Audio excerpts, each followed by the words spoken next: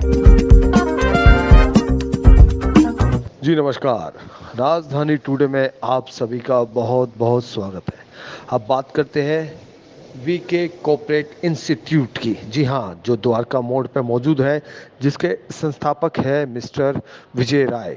वहाँ टीचर है लखन जी, प्राची जी और पूरी टीम वहाँ बच्चों को पूरा ध्यान रखती है। कंप्यूटर का कौन कौन से उन्हें कोर्स करने हैं, क्या कोर्स है, क्या क्या सुविधाएं हैं, क्या फीस है, इन्हीं मुद्दों पर रूबरू करेंगे।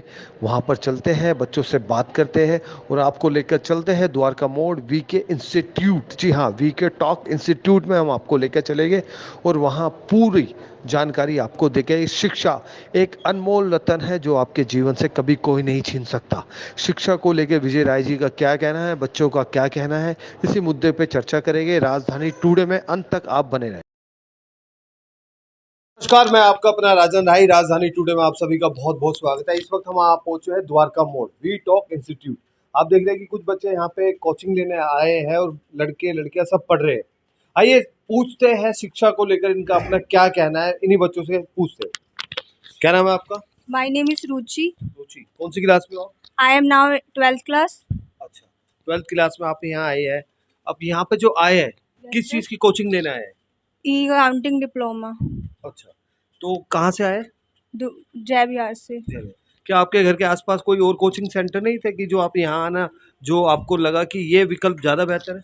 यस सर, वहाँ पे बहुत सारे थे। हमने पहले भी वहाँ पे पढ़ा था, लेकिन हमें ज़्यादा वहाँ पे फैसिलिटी नहीं मिली और नहीं लगा कि हम यहाँ पे करेंगे तो हमारा करियर अच्छा होगा। बट हम यहाँ पे आए द्वारका मोड़ पे, तो हमने बहुत सारे कम्युनिकेशन स्किल्स सीखे। हमारी टाइपिंग स्पीड भी बहुत अच्छी और हमारे फ्यूचर के लिए भी बहुत बेनिफिट हुआ है और हम और लोगों के लिए भी बोलते हैं कि यहाँ पर आके करिए। अच्छा, कौन है आपके टीचर? विजय सर। विजय सर अच्छा पढ़ाते हैं विजय जी? यस सर, बहुत अच्छा पढ़ाते हैं। जो जिस उम्मीद से आप यहाँ पर आई थी, वो मतलब सोचा था कि यहाँ ज़्यादा बेहतर पढ़ाई हो सकती है, वो विश्वास पूरा हो रहा है? यस सर, उससे भी ज़्यादा हो रहा है। उससे भी ज़्यादा। कितना टाइम हो गया यहाँ तो? 1 साल हो गए। कितने टाइम का कोर्स है आपका? 1 ईयर। 1 ईयर। Yes sir. तो अभी और यहाँ पे और पढ़ने का कुछ प्लान है? यस सर, आगे हम इंटर्नशिप करेंगे सीए फार्म में जाके। संस्थापक कौन है? विजय सर है। विजय सर जी के बारे में कुछ कहना चाहिए?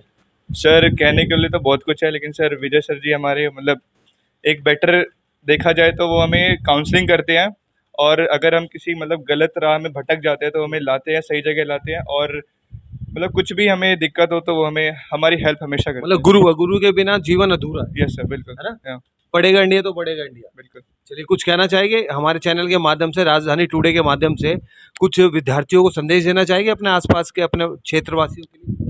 संदेश में मैं यही देना चाहूँगा कि हमें कभी भी मतलब जो हमारे पेरेंट्स हमारे लिए करते हैं उनको कभी भी भूलना नहीं चाहिए, और हमेशा अपने जो हम एफर्ट्स दे रहे हैं उससे ज़्यादा ही एफर्ट्स देने चाहिए, और अपना 100% देना चाहिए हर काम में। देखिए, बहुत अच्छी बात कही इस लड़के ने। इसने कहा कि जो गुरु होते हैं वो भगवान का रूप होते हैं। आइए कुछ और बच्चों से बात करते हैं। एक लड़का बड़ी तेजी तेजी से उंगली चला रहा है, बड़ी फास्ट उंगली चला रहा है। क्या नाम है?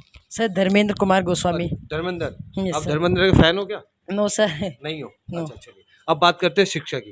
कौन सी क्लास में? Sir 10th pass out. आपने भी 10th पास हो? यस। कितने टाइम से आप पढ़ रहे हो? सर 1 मंथ हो गया होगा। कौन सा कोर्स ज्वाइन किया आपने? सर बेसिक कंप्यूटर ज्वाइन किया है अभी तो। अच्छा, आप सही हो गया 1 महीने में बेसिक आपका? यस सर, थोड़ा बहुत हो गया है सही। टीचर कैसे बढ़िया है? टीचर सर सब बढ़िया है और नॉलेज भी सही दे रहे हैं। डांटते एकदम। नो सर, डांटते नहीं है, बल्कि हमें प्यार से समझाते हैं कि हमें ऐसे नहीं ऐसे करना चाहिए। जो हमारी गलतियां आप होती हैं समझ जाते हो प्यार से? Yes sir. करते हो फॉलो? Yes sir. चलिए, लड़के ने बड़ी अच्छी बात कही। छोटा कम उम्र बच्चे जो होते हैं भगवान का रूप होता है ना, अगर टीचर प्यार से समझाते हैं उसको फॉलो। एक लड़का हो रहा है, उससे बात करते। क्या नाम है दोस्त? केशव कुमार ठाकुर। अच्छा, अभी इस लड़के ने कहा जो टीचर है यहाँ के वी टॉक इंस्टीट्यूट के जो टीचर है वो डांटते कम है और प्यार से समझाते जाता है। Yes sir. सच है? यस सर, सच है। आपको कभी डांट पड़ी? No sir. प्यार से समझाते हैं? Yes sir. आपको कौन देता है कोचिंग यहाँ पर? यहाँ तो सर जितेंद्र सर देते हैं और प्राची मैम देती है। जितेंद्र जी और प्राची जी आपको अच्छी तरीके से समझाती है? कहीं आप अटक जाते हैं, नहीं समझ पाते, तो ऐसा तो नहीं आपको डर लगता हो कि पूछूंगा तो डांटेंगे? No sir. एक बात को बार बार पूछने से ऐसा तो नहीं डांट पड़ती हो? No sir. प्यार से समझाते? आगे क्या प्लानिंग है कि कोर्स और भी पढ़ना चाहते हैं यहाँ पे? यस सर, अभी बेसिक कर लेता हूँ, उसके बाद आगे देखेंगे। अभी अपना बेसिक मजबूत करना चाहते हैं। देखिए, सारे बच्चों ने एक ही बात निकल के सामने ये निकल के आई कि सारे बच्चे एक ही बात बोल रहे हैं कि हमारा भी बेसिक मजबूत करना चाहते हैं। हो सकता है बच्चे किसी दबाव में झूठ बोल रहे हो या सच बोल रहे हो, लेकिन बात सच है। अब कुछ ही और बच्चों से बात करेंगे और यहाँ के जो संस्थापक है विजय जी, उनसे भी बात करेंगे, जितेंद्र जी से भी बात करेंगे कि इस इंस्टीट्यूट को लेकर राजधानी टुडे के को क्या संदेश देना चाहते हैं, शिक्षा को लेकर क्या उनकी प्लानिंग है, क्या रूपरेखा है, क्या रणनीति है, इन्हीं मुद्दों पर चर्चा करेंगे। आइए मिलते हैं विजय जी से और कुछ अन्य बच्चों से और जो यहाँ का जो मैनेजमेंट स्टाफ है उनसे भी बात करेंगे। आपने एक फिल्म देखी होगी, सुभाष घई जी एक फिल्म बनाई थी, my name is Lakhan, Ram Lakhan. Lakhan ji थे, लखन का ये डायलॉग पूरे ब्रह्मांड में हिट हुआ था। और एक लखन जी है जो शिक्षक है, टीचर है। टीचर जो होता है गुरु का स्थान दिया जाता है, भगवान से भी ज़्यादा महत्वता दी जाती है गुरु को। आइए लखन जी से पूछते, लखन जी का क्या कहना है वी टॉक इंस्टीट्यूट के बच्चों को लेकर। आपका पूरा क्या नाम है? लखन यादव। लखन यादव। अगर लखन यादव जी, मैं अभी यहाँ देख रहा हूँ कि एक बात जो मैंने महसूस करी कि बच्चों का और टीचर का एक यहाँ पर जो रिश्ता है वो मुझे ऐसा लगता है दोस्ती का ज़्यादा रिश्ता है और दोस्ती में आदमी बड़े अच्छे तरीके से आपस में बात कर सकता है। बिल्कुल, बिल्कुल। जब तक हम बच्चों को समझ नहीं सकते, उनके फ्रेंड्स नहीं बन सकते, तब तक हम उन्हें ये कैसे बताएँगे कि उन्हें समझना क्या है? अभी आप देख रहे हैं कि सोशल मीडिया पे और भी बड़े चैनलों पे शिक्षक, अभी आपने हाल फिलहाल में देखा होगा कि वो अभी एक बच्चे को मारा था और बच्चा उसकी मानसिक जो वो सोच थी वो भी चली गई थी। उस शिक्षा के प्रति केस भी हुआ था, एक बहस अभी बना हुआ स्टूडेंट और टीचर के बीच में, लेकिन यहाँ ऐसा व्यवहार मुझे नज़र नहीं आया। नहीं, नहीं, बिल्कुल भी नहीं। हम बच्चों को बहुत प्यार से समझाते हैं और वो समझ भी जाते हैं। अगर वो नहीं समझ रहे तो उन्हें 2-3 बार समझाते हैं। अच्छा, आपको क्या जिम्मेदारी दी गई है यहाँ पढ़ाने के लिए? यहाँ मैं डिजिटल मार्केटिंग पढ़ाता हूँ और मेरा कोडिंग का भी है। अच्छा, यस। क्या कहना चाहेंगे? लैंग्वेज वगैरह भी मैं सिखाता हूँ। अच्छा, उन बच्चों के लिए क्या कहना चाहेंगे जो ये कोर्स करना चाहते हैं? मैं ये कहना चाहता हूँ कि अपनी कभी भी जॉब के पीछे मत भागो। कोई भी जो स्किल डेवलप करता है वो जॉब के लिए ही करता है, लेकिन अगर वो जॉब के पीछे भागते हैं तो उनकी स्किल ग्रो नहीं हो पाती। तो सबसे पहले अपनी स्किल को ग्रो कर लो, जॉब तुम्हारे पीछे खुद ही आ जाएगी। कितना समय हो गया आपको पढ़ाते हुए? अभी मैं पिछले 6 साल से यहाँ पे पढ़ा रहा हूँ। अच्छा अच्छा, इसके बाद जब आपने ज्वाइन किया तो कहीं और नहीं गए? नहीं, नहीं, मैं यहीं पे हूँ। विजय सर मेरे बड़े भाई हैं बेसिकली। विजय सर तो मैं यहाँ शुरू से ही पढ़ाता हूँ। चलिए, देखिए उन्होंने 6 साल लगातार यहाँ पढ़ा रहे हैं। उन्होंने कहा कि जब मैं आया तो कहीं और नहीं गया। अब हम एक काम करते हैं, अब चलते हैं विजय जी के पास, जो यहाँ के संस्थापक है, सूत्रधार है, कर्ता धर्ता वही है शायद यहाँ पर जो कर रहे हैं, और ये उनकी पूरी टीम है, पूरा परिवार है। अब हम विजय जी से मुलाकात करेंगे शिक्षा को लेकर। मेरे कुछ पर्सनल सवाल है और आपके भी जाहिर सी बात है, जनता के भी कोई सवाल होंगे, तो कमेंट बॉक्स में जाके आप एक एक बात हमारी कमियों के बारे में बताइए और उन कमियों को हम दूर करेंगे। अब मिलते हैं विजय जी से। आइए सर, नमस्कार। नमस्कार सर, मैं आपसे प्रार्थना करूंगा कि राजधानी टुडे के माध्यम से आप अपना पूरा परिचय पूरे भारतवर्ष को दीजिए। Alright, so yeah, hi, my name is Vijay Rai और basically I'm running an organization that is VTalk India Private Limited और उसी के अंदर हमारा एक वर्टिकल है एजुकेशन सेगमेंट, जिसमें हम VTalk इंस्टीट्यूट के नाम से इंस्टीट्यूट रन करते हैं जो द्वारका मोड़ पे है। और इसमें बच्चों को कॉर्पोरेट स्किल्स से रिलेटेड कंप्यूटर कोर्सेज कराए जाते हैं। कोर्सेज में सर्टिफिकेट से लेकर डिप्लोमा तक के कोर्सेज होते हैं जो 3 साल से 1.5 साल तक के कोर्सेज हैं, जिसको आप बेसिक कंप्यूटर हो गया या डिप्लोमा इन अकाउंटिंग है, डिजिटल मार्केटिंग है, ग्राफिक डिज़ाइनिंग, वीडियो एडिटिंग, ये सारे कोर्सेज इंक्लूड होते हैं जो 3 महीने से 1.5 साल तक के कोर्सेज होते हैं, सर्टिफिकेट और diploma courses. So that is one thing. And on the other hand I am also running an organisation that is we provide IT support and services to the corporate sector. और digital marketing हो गया या website designing development है, software development है, mobile application development है, ये सारी services provide की जाती हैं कॉर्पोरेट्स को, इंडिविजुअल को और MSME को। तो yes sir, that is there. ये हमारी विजय जी का परिचय। अब सवालों का सिलसिला आगे बढ़ाते हैं। चलिए, स्वागत है हमारे प्रोग्राम राजधानी टुडे में। Thank you so much sir. Sir, एक कड़वा सवाल। Yes please. शुरुआत में मैं आपसे कड़वा सवाल पूछ रहा हूँ, माफी चाहूंगा। नहीं, no problem. Yes please go ahead. Sir, Vijay ji, आपकी अपनी खुद की क्या एजुकेशन है? See I have done master और M.Com किया हुआ है मैंने। ऑन द अदर हैंड अगर आप प्रोफेशनल स्किल्स की बात करेंगे तो मेरे पास डिजिटल मार्केटिंग की एक्सपर्टीज़ भी है जो गूगल सर्टिफाइड है, और भी कोर्सेज हैं लाइक स्टार्टअप इंडिया सर्टिफिकेट भी है मेरे पास। और उसके बाद basically I was doing CA chartered accountant का कोर्स जब मैंने स्कूल पास आउट किया तो कर रहा था, but I could not complete that. मेरे फादर साहब का एक्सीडेंट हो गया था तो उसकी वजह से मुझे वो पढ़ाई छोड़नी पड़ी, लेकिन मैंने इंटर कंप्लीट किया हुआ था तो वहाँ से मुझे अकाउंटिंग की भी नॉलेज है, टैक्सेशन की एक्सपर्टीज़ है। और एजुकेशनल डिग्री की बात करें तो M.Com की डिग्री है और उसके अलावा गूगल सर्टिफिकेट है जो डिजिटल मार्केटिंग का कोर्स है। सो that is about my education. Yes sir, जब आपने पढ़ाई अपनी पूरी करी होगी तो हम्म। जाहिर सी बात है, जब आपने पूरी क्वालिफिकेशन करने के बाद आपके मन में विचार होगा कि सरकारी नौकरी, शायद आपके मन में जरूर विचार आया वो करने का। ओके। क्या आपने प्रयास किया? नहीं, सी इसका टू बी ऑनेस्ट बेसिकली मैं कभी भी गवर्नमेंट जॉब के चक्कर में पड़ा ही नहीं और मेरे मन में कभी था भी नहीं। स्टार्टिंग से एजुकेशन टाइम से, स्कूल टाइम से अगर मैं बताऊं आपको, तो मेरे मन में ये था कि हाँ मुझे अपना कोई काम करना है, बेसिकली अपना बिजनेस करना है। मतलब कुछ भी करें, छोटा करें बड़ा करें, लेकिन मुझे अपना करना है। तो ये स्कूल टाइम से ही मेरे अंदर था। आई डिड नेवर, मैंने कभी आज तक कोई गवर्नमेंट का एग्ज़ाम दिया ही नहीं, ना कोई फॉर्म भरा, तो कभी मैं गवर्नमेंट के पीछे गया ही नहीं। बात गवर्नमेंट की हो रही है तो शायद जहाँ तक मुझे मालूम है आप शायद गवर्नमेंट स्कूल से ही पास आउट है। एग्जैक्टली बेसिकली 10th तक जो मेरी स्कूलिंग हुई थी वो द्वारका ककरौला के स्कूल में हुई थी, और वो भी गवर्नमेंट स्कूल है, सर्वोदय बाल विद्यालय। और हायर एजुकेशन में जो 10+2 की स्कूलिंग है वो द्वारका सेक्टर 2 से मैंने कंप्लीट की थी। देन देयर इज़ ग्रेजुएशन मैंने दिल्ली यूनिवर्सिटी से कंप्लीट किया है। अच्छा, सरकारी स्कूल से पढ़ने के बाद आपके मन में ये विचार कब आया कि आपको शिक्षक ही बनना है और शिक्षा को और बढ़ावा देना है भारतवर्ष में? अगर आप शिक्षक की बात करेंगे या टीचिंग बैकग्राउंड की बात करेंगे तो मैं बेसिकली बच्चों को पढ़ा रहा हूँ 2009 के आसपास से, और उस टाइम मैं एकेडमिक क्लासेस लिया करता था, कोचिंग क्लासेस दिया करता था अपने घर पे ही। लेकिन उसके बाद फिर जब सीए ज्वाइन किया तो मुझे बच्चों को पढ़ाना छोड़ना पड़ा, क्योंकि सीए की पढ़ाई प्लस में मुझे जाना पड़ता था सीए फर्म में, ऑफिस में भी।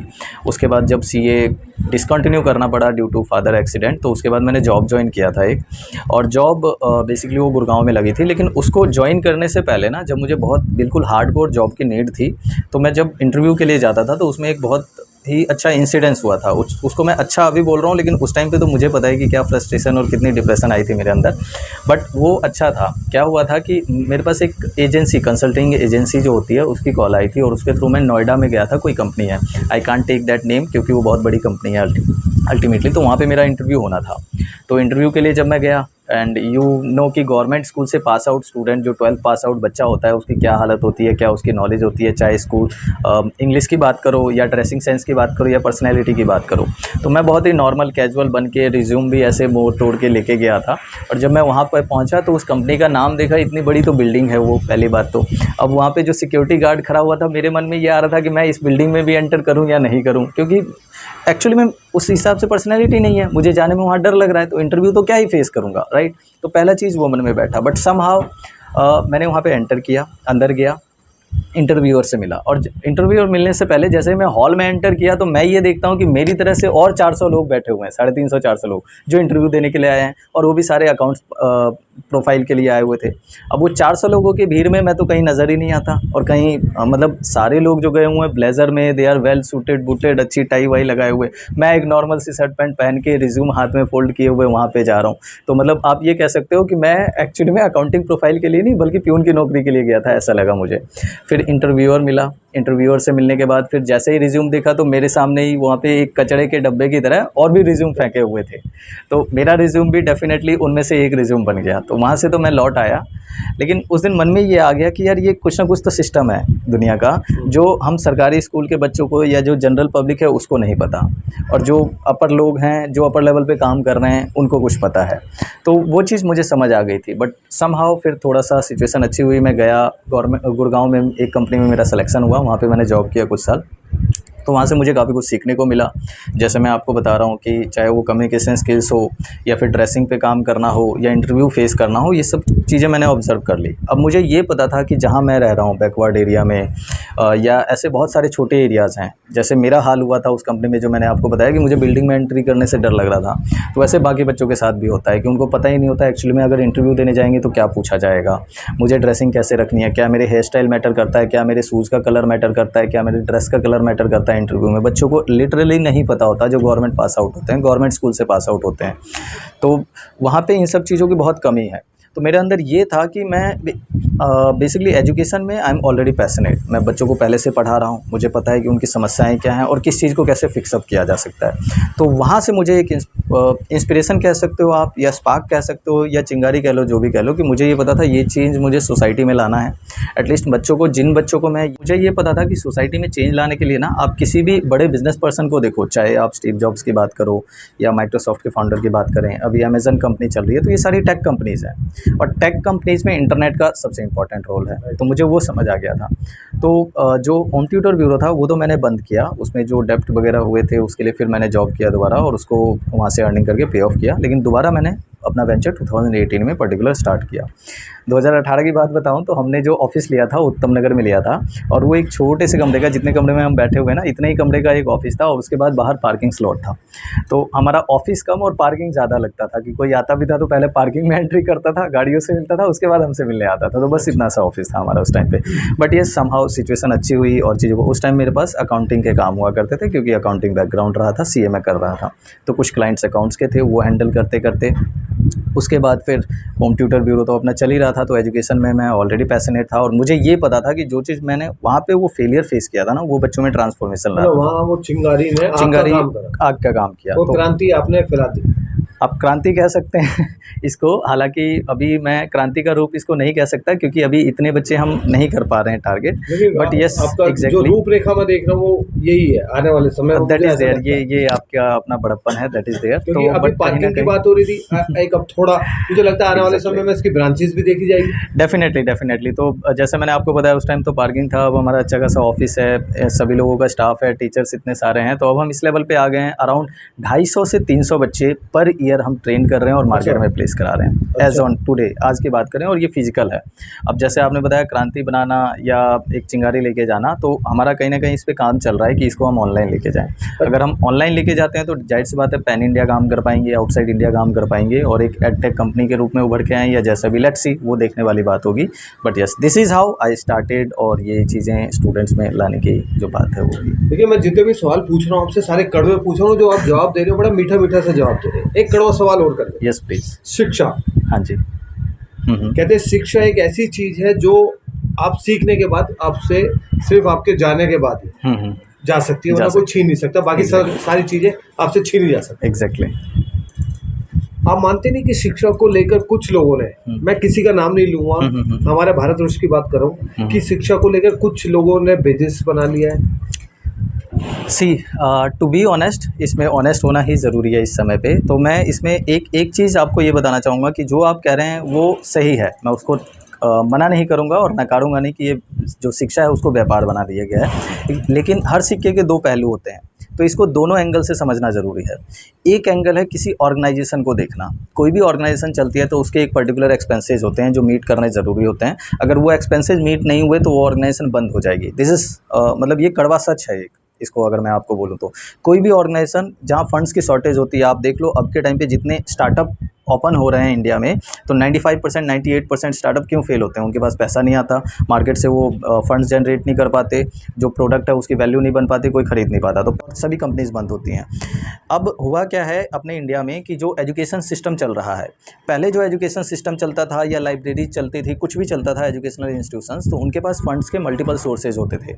Multiple sources in the sense कि एक तो फीस आती थी, उसके बाद गवर्नमेंट से ग्रांट आती थी, ग्रांट के बाद उनके पास प्राइवेट जो कॉर्पोरेट्स हैं, कंपनीज़ हैं और जो इंडिविजुअल्स हैं वो भी वहाँ पे जाके चैरिटी करते थे। तो आप लाइब्रेरी में देखोगे पहले के टाइम पे 10, 20, 50 रुपये या 100 रुपये महीने की लाइब्रेरी फ़ीस होती थी। इंस्टीट्यूटों की या जो कॉलेज हैं, स्कूल की फ़ीस सस्ती हुआ करती थी। लेकिन अब का जो टाइम चल रहा है, फुल्ली प्राइवेट ऑक्यूपाइड ऑर्गेनाइजेशन चल रहे हैं, चाहे आप किसी बड़ी कंपनी की बात करो या छोटे इंस्टीट्यूट की बात करो, है ना, चल रहे हैं। अब उन सब के पास जो सोर्स ऑफ फंड्स है उस ऑर्गेनाइजेशन को चलाने के लिए, क्योंकि ऑर्गेनाइजेशन में भी एक्सपेंसेस होते हैं, देयर आर रेंट पे करना होता है, स्टाफ की सैलरी, टीचर की सैलरी, इलेक्ट्रिसिटी बिल इतना ज़्यादा आता है, सारे एक्सपेंसेस पे करने हैं। तो उनके पास सोर्स ऑफ फंड सिर्फ एक रह जाता है, बच्चों की फ़ीस। कहीं से ग्रांट नहीं, कहीं से कोई सपोर्ट नहीं, कहीं से कोई चैरिटी नहीं आता। तो उस केस में क्या है, उनको फ़ीस बढ़ाना पड़ेगा, नहीं बढ़ाएंगे तो ऑर्गेनाइजेशन बंद होने की कगार पे आ जाएगी। तो दैट इज़ वन पॉइंट कि ऑर्गेनाइजेशन पॉइंट ऑफ व्यू से समझे। ऑन द अदर हैंड, जैसे आपने बोला कि शिक्षा को व्यापार बना दिया गया है, तो इसका दूसरा पहलू जो मतलब अगर आप ऑडियंस पर्सपेक्टिव से देखें तो कहीं ना कहीं उनको ये चीज़, आप देखो शादी होती है, शादी में 10 लाख, 15 लाख, 20 लाख रुपए, 50 लाख रुपए लगाते हैं और एट द एंड वो सारी चीज़ होता क्या है कि मेहमान आते हैं, खाना खा के चले जाते हैं, पैसा ख़त्म। लोग जब शिक्षा लेने जाते हैं तो उनको 20,000, 50,000, 1 लाख रुपए जो फ़ीस देनी होती है ना, वो उनको ज़्यादा लगती है। लेकिन 10 लाख रुपए का खाना बारातियों को खिलाना अच्छा लगता है, क्यों? क्योंकि वहाँ सोसाइटी में नाम बनेगा। लेकिन 1 लाख रुपए की फ़ीस अगर वो बच्चे की भर देंगे ना, ऑन एन एवरेज, मैं आपको एक सिंपल सा फंडा बताऊँ, हम सब लोगों की लाइफ, फॉर एग्जांपल हम स्कूल कॉलेज पास आउट होते हैं तो 17, 18 या 20 साल के होते हैं। रिटायरमेंट एज हमारी 60 साल होती है, बीच का गैप 40 साल का है। एक एजुकेशन ऐसी चीज़ है, एजुकेशन ऐसी चीज़ है कि उसके लिए आप कर्जा लो या कुछ भी करके पैसे लेके पढ़ाई करते हो तो आगे 40 साल सिक्योर हो रहे हैं। एजुकेशन में बात आगे 40 साल और 60 साल की होती है कि जीवन कैसे चलेगा। तो लोगों को वो लोन लेने में या उसकी फ़ीस भरने में भारी लग रहा है, लेकिन शादी करके 10 लाख रुपए आप एक बार में लगा रहे हो, वहाँ से रिटर्न कुछ नहीं आना। घर खरीदते हैं, करोड़ों रुपए का कर्जा ले लेते हैं, वहाँ से रिटर्न कुछ नहीं आना, हम खुद रहेंगे, राइट। कर्जा लेके लेना है तो ये अननेसेसरी एक्सपेंस। घूमने जाना है, लोग फॉरेन घूमने जाते हैं, बर्थडे मनाते हैं, वो कर्जे लेके मनाते हैं, तो उनको वो जो एक्सपेंसेज हैं वो नेसेसरी लगते हैं जबकि वो अननेसेसरी हैं। एजुकेशन की फ़ीस भरनी है जो आगे कहीं ना कहीं उनको वापस दे देगी और आगे 40 से 60 साल सिक्योर करना है, वो अननेसेसरी लगने लग जाते हैं। तो दोनों पर्सपेक्टिव को समझना ज़रूरी है। हालांकि आपका कहना बिल्कुल सही है कि व्यापार बना दिया गया है, लेकिन ऑर्गेनाइजेशन की अपनी ज़रूरत होती है, सोसाइटी में लोगों की अपनी ज़रूरत है। तो दोनों पहलू को समझ के चलेंगे तभी काम चलेगा। अगर सिर्फ व्यापार व्यापार बोलेंगे तब भी नहीं चलेगा, सिर्फ ऑडियंस की सुनेंगे तब भी नहीं चलेगा। अच्छा, बात अभी आपने करा, पैसों की भी बात करी, फीस की भी बात करी, व्यापार की भी बात करी। हाँ जी। आप ही के इंस्टीट्यूट की बात करते हैं, हम किसी और की नहीं करते। एग्जैक्टली।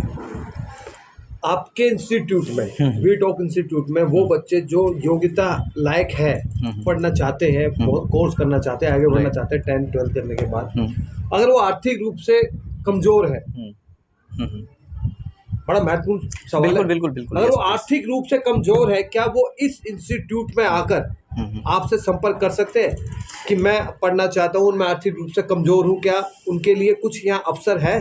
बिल्कुल, मैं आपको बताना चाहूँगा। बेसिकली एनुअल बेसिस पे जब भी बच्चे 12th पास आउट होते हैं, तो हम एक मतलब बच्चों के लिए कैंपेन चलाते हैं पूरा का पूरा, जिसमें 15 डेज़ की बेसिक कंप्यूटर की क्लासेस बच्चों को फ्री दी जाती है। उनसे कोई चार्ज नहीं लिया जाता, एक पैसा नहीं लिया जाता, सिर्फ उनको अपना सर्टिफिकेट जो मार्कशीट होती है वो और आधार कार्ड की कॉपी जमा करनी पड़ती है ताकि हमारे पास रिकॉर्ड रहे।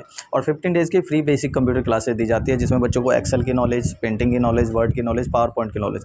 इट मीन्स बच्चों को इतना कैपेबल बना के भेज देते हैं कि वो उस लेवल पे 12वीं पास करके 17, 18, 20 साल का बच्चा एक नॉर्मल सी जॉब करना चाहेगा जिसकी नीड सिर्फ 10, 12, 15 हज़ार की होती है। इतना भी सफिशिएंट है। हालांकि ये किसी के लिए बहुत कम नंबर हो सकता है 10, 12, 15 हज़ार रुपये, लेकिन लोगों की पूरी फैमिली डिपेंडेंट है अब के टाइम पे भी 12, 15 हज़ार रुपये भी। तो हम इतना कैपेबल बनाकर बच्चों को भेज देते हैं। एक वो कैंपेन चलता है। सेकंड थिंग मैं आपको बताऊंगा, काफ़ी ऐसे स्टूडेंट हमारे पास हैं, आई कांट टेक नेम, आप भी समझते हो, नाम नहीं ले सकते किसी का, लेकिन जिन बच्चों के माँ बाप नहीं है, पेरेंट्स नहीं है उनके, या जिनमें बहुत ज़्यादा प्रॉब्लम है कि बिल्कुल उनसे फ़ीस नहीं भरा जा सकता, तो अभी भी हमारे पास कितने ऐसे बच्चे हैं जिनको हम वेरीफाई कर लेते हैं एक्चुअल में जहाँ ज़रूरत लगती है, विदाउट फ़ीस, उनको कोई फ़ीस नहीं देना पड़ता और उनकी एजुकेशन कंप्लीट होती है। बाकायदा उनको जॉब प्लेसमेंट भी करा के भेजते हैं, और ऐसे एक नहीं कई बच्चे हैं।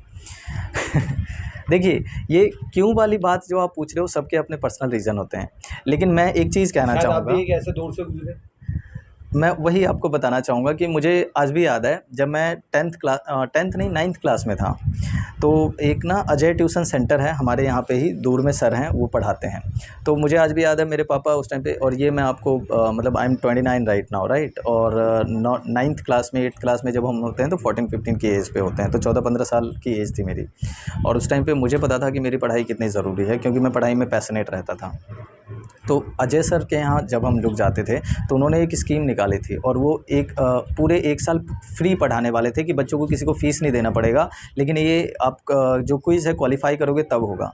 और मुझे पता है कि उस क्विज़ में क्वालिफ़ाई करने के लिए 10 बच्चे होने थे और मैं 11वां बच्चा था, राइट, अनफॉर्चुनेटली। लेकिन सर ने देखा, सर ने समझा सब कुछ, और वो 11वां बच्चा, 10 की कंडीशन थी, लेकिन 11वें बच्चे को 10 नंबर पे किया गया और हम 10 बच्चे सेलेक्ट हुए थे, जो भी रीज़न रहा हो या जैसे भी हो। तो मुझे पता है सोसाइटी में ना मेरे जैसे लोग बहुत हैं, और अगर हम लोग निकल के आगे नहीं आएंगे, इनफैक्ट जिन लोगों के पास जब वो सफिशिएंट चीज़ हो चुकी है, और जब भी आपको देने का मौका मिले, अगर आप सोसाइटी को वो चीज़ वापस नहीं करोगे तो आपके पास भी वो कभी नहीं रहेगी। तो जितना आपको मिलता जाए ना, गिव एंड टेक में बिलीव कीजिए। जब भी आपको मौका मिलता है छोटी से छोटी हेल्प करने का, आप हेल्प करो, फाइनेंशियल हेल्प करो, फाइनेंशियली नहीं कर सकते किसी की, फिजिकली कर सकते हो फिजिकली करो। और इनफैक्ट मैं एजुकेशन में हूँ, तो एजुकेशन तो ऐसी चीज़ है, नॉलेज ज्ञान बांटने से बढ़ता है। और मुझे वो सर का हमेशा याद रहता है कि यार उन्होंने 1 साल मुझे फ्री में पढ़ाया था, तो क्या मैं किसी बच्चे को नहीं पढ़ा सकता क्या? हमारे पास IT कंपनी अपनी चल रही है, एजुकेशन सेक्टर चल रहा है, तो हमारे फाइनेंशियल्स मीट हो रहे हैं, तो जिन बच्चों को ज़रूरत लगती है उनको पढ़ाओ। राजधानी टुडे में आप सभी का बहुत बहुत स्वागत है। कुछ बच्चों ने कहा कि प्राची जी बहुत अच्छा पढ़ाती है, फ्रेंडली है, उनका व्यवहार है। आइए पूछते हैं सबसे पहले प्राची जी की खुद की एजुकेशन कितनी है। प्राची जी, आपका पूरा नाम क्या है? प्राची जायसवाल। अच्छा, प्राची जी, आप बच्चों को पढ़ाते हैं, तो आपकी अपनी खुद की क्या एजुकेशन है? मैं ग्रेजुएशन पास आउट कर चुकी हूँ। जी। तो आप ये बच्चों को पढ़ाने का आपको प्रेरणा मिलती है या आपका लक्ष्य है या आप किसी से इंस्पायर है? नहीं, मुझे बच्चों को पढ़ाने में बहुत अच्छा लगता है, मतलब टीचिंग बहुत स्टार्टिंग से पैशन था कि मतलब बच्चों को पढ़ाया जाए, उनको नॉलेज दी जाए। अच्छा, ऐसा कोई बच्चा है जो आपकी बात नहीं मानता हो? नहीं, ऐसे कोई बच्चे नहीं हैं, हाँ थोड़े बदमाश है लेकिन मान लेते हैं। कितने बच्चे हैं यहाँ पर टोटल? यहाँ पर टोटल ओवरऑल 80 बच्चे आते हैं। 30 बच्चे। हाँ। अच्छा, कोरोना काल में पूरा ब्रह्मांड परेशान था। उस वक्त इस इंस्टीट्यूट की क्या भूमिका थी? हमने सभी बच्चे हमारे ऑनलाइन क्लासेस ले रहे थे, कोई डिस्टर्ब नहीं था, सबकी ऑनलाइन क्लासेस चल रही थी अच्छे से। कितना टाइम हो गया आपको यहाँ पर? मेरे को यहाँ पे 2 ईयर हो गए। 2 ईयर हो गए। अच्छा, आप जो है किसी चीज़ की स्पेशलिस्ट है कि ये कोर्स आप ज़्यादा अच्छे तरीके से करवा सकती है? हाँ, बेसिक कंप्यूटर में।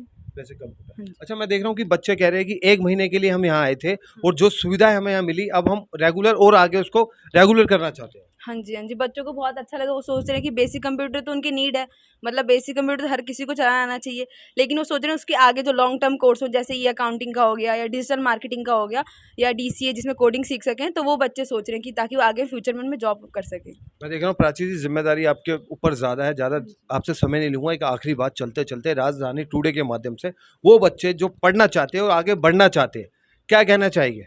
उनको बिल्कुल बढ़ना चाहिए आगे और हम भी उनको सपोर्ट करेंगे। कुछ भी अगर उन्हें आगे चल के भी काउंसलिंग या टीचर की गाइडेंस की ज़रूरत है, तो हम सब बच्चों को सपोर्ट करेंगे फुल तरीके से। थैंक यू प्राची जी। राजधानी टुडे में आपका एक बार फिर से स्वागत है। जैसे कि आपको बताया था कि द्वारका मोड़ वी टॉक इंस्टीट्यूट है और अभी हमने कुछ बच्चों से बात की। प्राची जी के बारे में बताया गया कि प्राची जी बहुत अच्छी तरीके से पढ़ाती है, जितेंद्र जी बहुत अच्छी तरीके से पढ़ाते हैं, लखन सर है और भी पूरी टीम है। आइए अब हमारे साथ है जितेंद्र जी। जितेंद्र जी से पूछते हैं कि जो बच्चों को शिक्षा दे रहे हैं कि उनकी अपनी खुद की क्या एजुकेशन है। आपका पूरा नाम क्या है? जितेंद्र यादव। यादव जी, आपकी कितनी अपनी खुद की एजुकेशन है? मैं पोस्ट ग्रेजुएट हूँ, 2018 में कंप्लीट कर ली थी मैंने एक्चुअली। कितने समय से आप बच्चों को पढ़ा रहे हैं? 10 ईयर्स से यहाँ पर ही? यहाँ पे पढ़ाते हुए मुझे 4 साल हो गए। 4 साल। इससे पहले? इससे पहले मेरा अपना इंस्टीट्यूट था। अपना इंस्टीट्यूट। देखिए, बड़ी महत्वपूर्ण बात है कि यादव जी, जितेंद्र यादव जी का पहले अपना इंस्टीट्यूट था और अब इनको 4 वर्ष यहाँ लगातार पढ़ाते हुए हो गए। क्या वजह है कि अपना इंस्टीट्यूट आपने, वो चलिए कोई भी कारण हो सकता है, और यहाँ 4 वर्ष से आप पढ़ा रहे हैं, इसकी क्या वजह है? इसकी वजह ये है क्योंकि यहाँ पे जो हम सिखाते हैं वो जॉब ओरिएंटेड होता है स्पेशली, और ये मुझे बहुत पैशनेटिंग लगता है, काफ़ी प्रैक्टिकल होता है, इस वजह से मैंने अपना स्विच किया था। अच्छा, एक ही चीज़ बार-बार रिवाइंड करवा आपके जीवन में चलती रहती है, बच्चे आते हैं, पढ़ के चले जाते हैं, ऐसा बोर नहीं होते कभी आप? नहीं, क्योंकि जब हम खुद भी पढ़ाई कर रहे थे तो बार-बार रिपीट करना पड़ता था, अच्छा। तो वो आदत बन गई थी। किस चीज़ के आप स्पेशलिस्ट हैं? मतलब होता है ना कि मैं इसको ज़्यादा बेहतर तरीके से और पढ़ा सकता हूँ। अकाउंटेंसी। क्या कहना चाहेंगे अकाउंट के लिए? आप अपने कुछ बच्चों को संदेश देना चाहेंगे? अकाउंटिंग एक ऐसा सेक्टर है जहाँ पे जॉब फैसिलिटी मतलब ऑल टाइम ओपन रहती हैं, इसमें जॉब कभी भी एंड नहीं हो सकती और ये एक ग्रोइंग सेक्टर है। अच्छा, एक आखिरी बात, क्योंकि आपको भी अभी बहुत सारे बच्चों को पढ़ाना है, बहुत बड़ी ज़िम्मेदारी आपके कंधों पे रखी गई है। वो बच्चे जो अकाउंट पढ़ना चाहते हैं और वो किसी कारणवश, क्योंकि कई बार ना बच्चे झिझकते हैं पढ़ने में, अपने इसी द्वारका के कुछ बच्चे जो अगर आपको राजधानी टुडे के माध्यम से सुन रहे हैं, क्या संदेश देना चाहेंगे राजधानी टुडे के माध्यम से? ठीक है, जो भी अकाउंटिंग करना चाहता है उसको ज़रूरी नहीं है कि उसने अकाउंटिंग पहले पढ़ी है या नहीं पढ़ी। जिसने पढ़ी होती है उसको थोड़ा एडवांटेज मिल जाता है, और जिसने नहीं पढ़ी होती थोड़ा टाइम लगता है, वो भी कर सकता है ईजिली। बिल्कुल कर सकता है, चाहे वो साइंस स्ट्रीम से हो चाहे वो आर्ट्स स्ट्रीम से हो। कॉमर्स वाले स्टूडेंट तो अकाउंट्स ऑलरेडी पढ़ ही रहे होते हैं, तो मेन ये है। और अगर थोड़ा सा भी उनको पैशन है कि हमें अकाउंटिंग लाइन में अपना डेवलप करना, अपना करियर बनाना है, तो बिल्कुल इसको परस्यू कर सकते हैं। Thank you. मानसी जी, आप जो मनसा लेकर यहाँ पे कोचिंग में आई थी, इस कोचिंग सेंटर का क्या नाम है? वीटॉक। अच्छा, आप यहाँ किस चीज़ का कोर्स कर रही है? ये अकाउंटिंग। अच्छा, कितना टाइम हो गया आपको? 1 ईयर। 1 ईयर। अच्छा, आपको लगता है कि यहाँ पे जो पढ़ाई है अच्छी की जाती है, कोचिंग अच्छी दी जाती है? हाँ, इसमें कोई डाउट नहीं है। क्या सुविधाएं मिलती है आपको यहाँ पर? क्या सुविधाएं देते हैं? जितना मैंने एक्सपेक्ट किया था उससे ज़्यादा। उससे ज़्यादा बताएगी थोड़ा सा हमें कुछ? जैसे मुझे लगा था कि यहाँ सिर्फ बेसिक मतलब मुझे लगा था, मेरे को मतलब इस कोर्स के बारे में उतना नॉलेज नहीं था, तो सर ने मुझे बताया इसके बारे में, तो मुझे यहाँ मतलब बेनिफिट लगा इस कोर्स को लेके, तो मैंने कहा कि कर लेते हैं। क्योंकि मैं और जगह भी गई थी और इंस्टीट्यूट मैंने देखे, डेमो क्लासेस ली, तो मुझे यहाँ सबसे बेटर लगा। यहाँ ज़्यादा विश्वास हुआ आपको? अच्छा, इस जो इंस्टीट्यूट है, इस इंस्टीट्यूट के लिए क्या संदेश देना चाहिए आप? और जो बच्चे अगर आना चाहते हैं उन बच्चों के लिए क्या कहना चाहिए? उनको ज्वाइन करना चाहिए। क्यों करना चाहिए, वजह क्या है? एक तो मुझे लगता है कि यहाँ के टीचर्स बहुत अच्छे, बहुत सही पढ़ाते हैं। अच्छा। कोई भी मतलब उनका पैसे वेस्ट नहीं है, पैसे वेस्ट वेस्ट बिल्कुल नहीं है। पैसे वेस्ट नहीं। देखिए मानसी जी नॉलेज बहुत है। बहुत मानसी जी का कहना है जिस मंशा से वो यहाँ पर आई थी वो मंशा पूरी होती हुई नजर आ रही है। एक हो रहा है उनसे और पूछते हैं, क्या नाम है आपका? प्रियांशु। प्रियांशु। अभी आपके जो साथ में कोचिंग कर रही है मानसी जी का कहना है कि उम्मीद से ज्यादा यहाँ पढ़ाया जाता है। जी बिल्कुल। सच है? जी हाँ, अच्छा पढ़ाते हैं, टीचर्स भी काफ़ी अच्छे हैं और डेली बेसिस पे हमेशा नॉलेज देते रहते हैं कोर्स से रिलेटेड। तो आपको कौन है जो यहाँ पे पढ़ाते हैं? विजय सर हैं, जितेंद्र सर हैं, लखन सर हैं। अच्छा, क्या कहना चाहेगी अपने जितेंद्र, लखन जी और विजय सर के लिए क्या कहना चाहेगी? टीचर्स बहुत अच्छे हैं। के बाद इनके पास करने के लिए कुछ नहीं होता। वैसे वालों के पास तो ये होता है कि चलो कुछ ना कुछ अपना फ्यूचर के लिए देख सकते हैं, कुछ करियर के लिए अपना देख रहे हैं, कोर्स देख रहे हैं, किसी से कंसल्ट कर रहे हैं, अलग अलग इंस्टीट्यूट में विजिट कर रहे हैं। लेकिन 10th क्लास के बाद ये प्रॉब्लम सबके सामने आती है कि अब करें क्या। पढ़ना 11th ये तो कंफर्म है कि 11th क्लास में एडमिशन लेना है, एडमिशन मिलेगा तब जब रिजल्ट आएगा, बर्डन आ जा रहा है स्टूडेंट्स के ऊपर और वहाँ पे स्कोर हो नहीं पाता है ना। 11th क्लास में स्कोर नहीं हो पाता ज़्यादा, रीज़न यही क्योंकि हमारे पूरे एजुकेशन सिस्टम में सबसे कम टाइम जिस क्लास में मिलता है वो क्लास 11th होती है। और यहाँ पे क्या होता है, स्ट्रीम चेंज होती है, स्ट्रीम चेंज होने में क्या इम्पैक्ट पड़ते हैं। लाइक कॉमर्स ले ली किसी ने तो क्या पढ़ रहे हैं सब्जेक्ट, वो accountancy, business, 11th 8th 9th 10th ऐसे, ठीक है। 11th थोड़ी और डिफिकल्ट हो जाती है, इस लेवल में जब जाती है चीज़ें तो प्रेशर एकदम से आ जाता है। कितने आप में से कितने 10th के बच्चे? 10th की मोस्टली स्टूडेंट,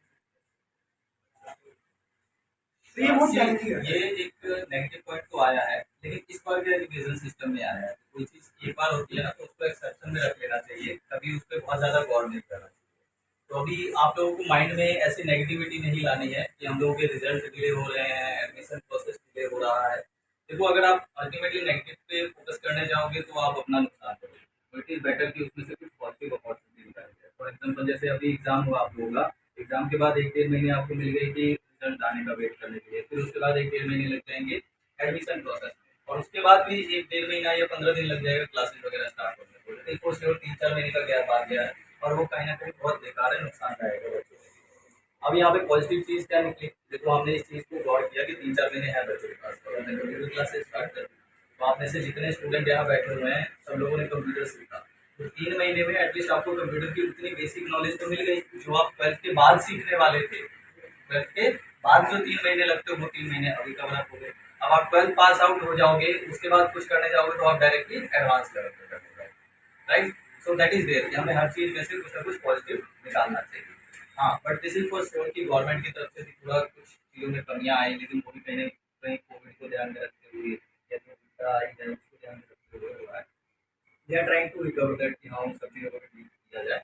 बट आपके पास अभी आपके हाथ में वो चीज़ नहीं, हमें उस चीज़ पे फोकस करना चाहिए जिसका कंट्रोल हमारे हाथ में है।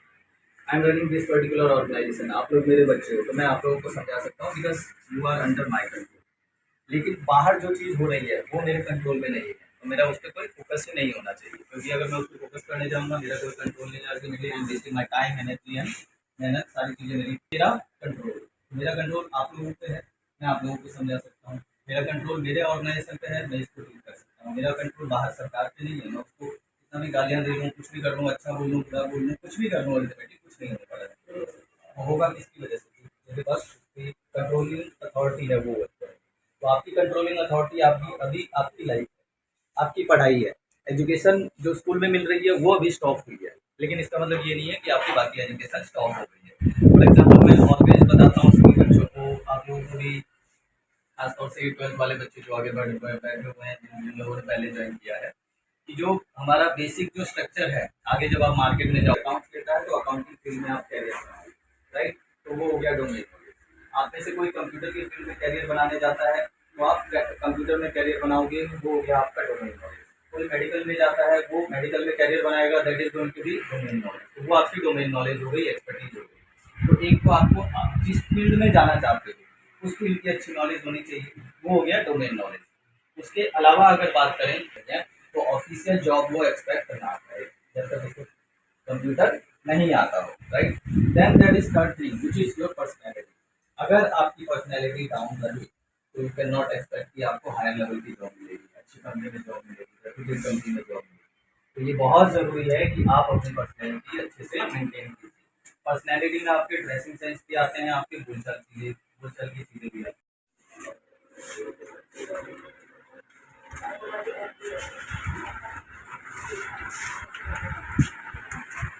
कैपिलरी किसके साथ करेंगे हम, सिर्फ के साथ करेंगे। राइट वाला कर रहे हैं तो लेफ्ट वाला से अपोजिट चल रहा है, ठीक है, ये वाला सिर्फ के साथ।